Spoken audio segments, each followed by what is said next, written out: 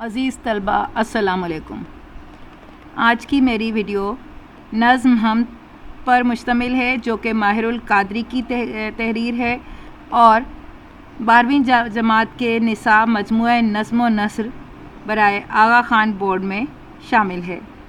ہم ماہر القادری کی شاعرانہ خصوصیات پر بات کریں گے اور اس کے بعد حمد کے مختصر تشریح کی طرف بڑھیں گے۔ تو چلتے ہیں اپنی ویڈیو کی جانب۔ ماہر القادری کا اصل نام منظور حسین تھا۔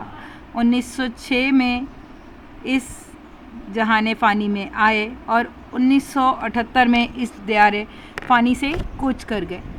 اردو ادب میں حمد اور نعت گوئی کے حوالے سے شہرت پانے والے ماہر القادری نہ صرف شاعر تھے بلکہ ادیب، بزلہ سنج محقق اور ناول نگار بھی تھے۔ گویا وہ صرف ایک شخص ہی نہیں بلکہ اپنی ذات میں ایک انجمن تھے۔ انہوں نے نہ صرف نظمیں اور غزلیں لکھیں بلکہ حمد و نعت کے حوالے سے اردو شاعری میں ان کا ایک منفرد مقام اور مرتبہ ہے۔ انجمن ترقی پسند مصنفین کے رد میں اور اس کے خلاف لکھنے والے ادبا میں ماہر القادری ممتاز اور یگانہ روزگار تھے۔ سادگی زبان ان کی ایسی خوبی ہے جس کی بدولت ان کی تحریریں زبان زد عام ہو گئیں۔ نظم قرآن کی فریاد ان کی سادہ زبان کی خوبصورت مثال ہے۔ ان کا موسیقیت اور نغمگی سے بھرپور حمدیہ اور نعتیہ کلام اپنی مثال آپ ہے۔ فکر کی گہرائی اور درد مندی کا احساس ان کی شاعری میں بدرجہ اتم موجود ہے۔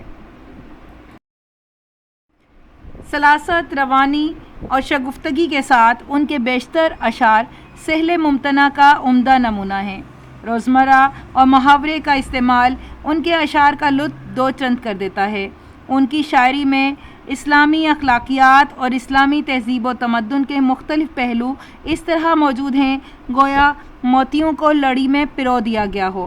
الغرض ان کی دیگر حیثیتوں کے ساتھ ان کی حمدیہ اور نعتیہ شاعری اس بلند پایہ مقام کی حامل ہے جس کی بدولت ادبی حلقوں میں ماہر القادری کو عزت و احترام سے یاد کیا جاتا ہے۔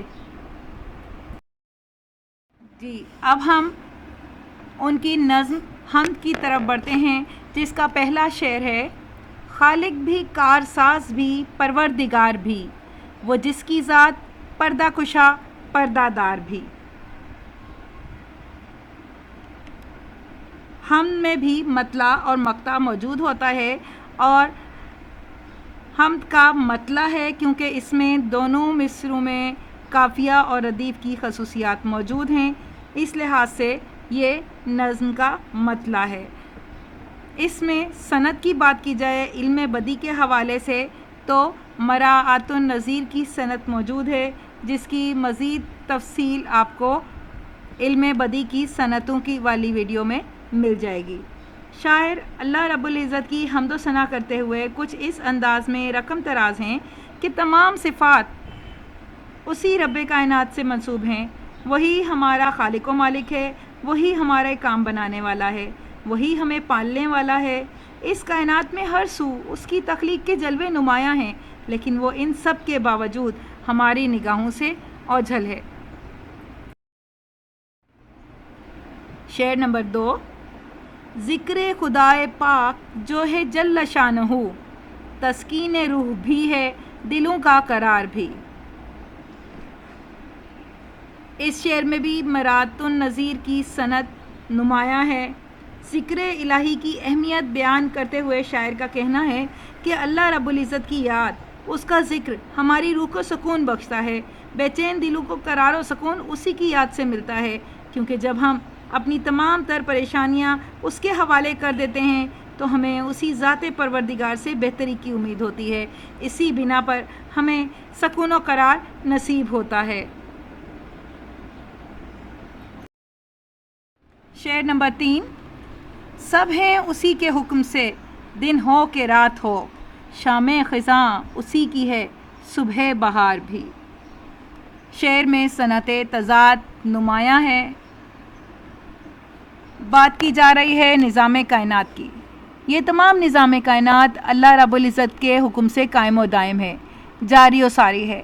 دن رات کی گردش ہو یا سورج چاند ستاروں کا اپنے وقت پر طلوع و غروب ہونا، سب اسی کے حکم کی اطاعت کی مثال بن کر ہمارے سامنے موجود ہے۔ خزاں ہو یا بہار، موسموں کا تغیر و تبدل، تمام نظام کائنات امر ربی کے تحت ہی انجام پاتا ہے۔ شعر نمبر 4۔ قدرت سے اس کی گرم سفر ہیں یہ مہر و ماہ، موجیں نسیم بھی ہے رواں آبشار بھی۔ شعر میں صنعت تضاد نمایاں ہے، مہر و ماہ کے الفاظ اس کی نشاندہی کرتے ہیں۔ اللہ کی قدرت اور صنائی کا بیان کرتے ہوئے شاعر کہتے ہیں کہ یہ سورج، چاند، ستارے اپنی گردش اپنے محور میں سفر جاری رکھے ہوئے ہیں، یہ بھی اللہ کی قدرت کا کمال ہے۔ ہوائیں ہوں یا بہتا پانی، کائنات کا ذرہ ذرہ اللہ کے حکم کا تابع ہے۔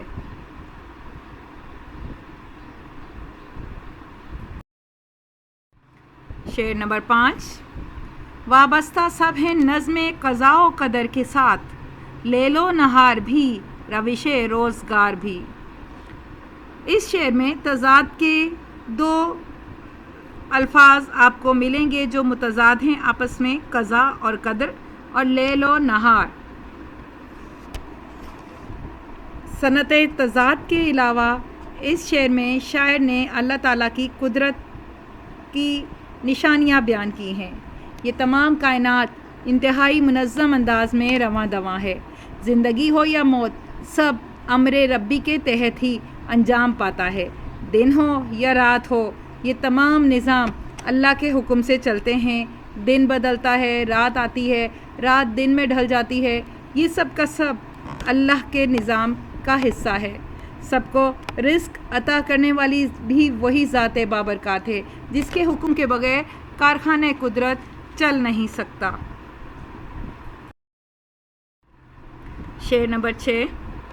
یاد خدا میں نغمہ سرا نغمہ سنج ہیں، طاؤس بھی، ہزار بھی، سلسل بھی، سار بھی۔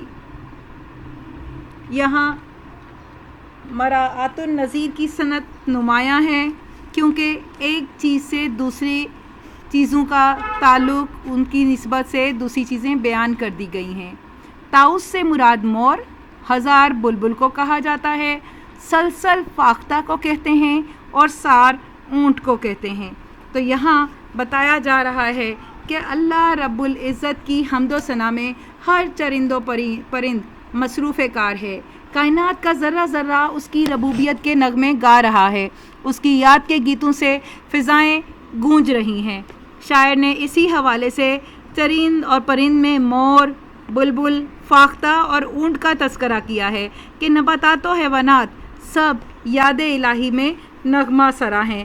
تمام مخلوقات اللہ کی یاد میں سے لحظہ بھر بھی غافل نہیں ہوتی، ہر وقت اس کی نغمہ سرائی جاری رہتی ہے۔ شعر نمبر 7۔ مجھ سے گناہ گار کو بخشش کی ہے امید، اس سے کہ جو کریم ہے آمرزگار بھی۔